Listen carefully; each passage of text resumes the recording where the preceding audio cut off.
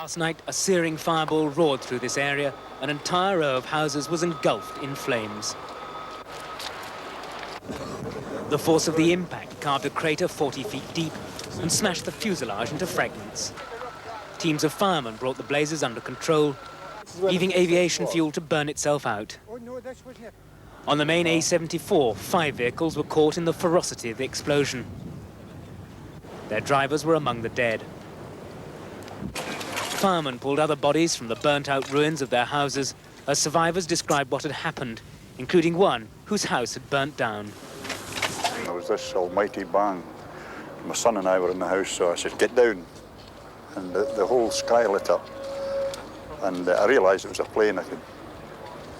But there was debris falling everywhere, and I thought the whole roof was going to cave in on us at the time. But I looked out the back window, and all I could see was fires starting up, you know, just right over the whole countryside was ablaze. I thought it was an earthquake, actually, and then I rushed out. I looked up and I seen the engine coming down, and they were away 50 yards from my house, and the plane's away at the other end of the town.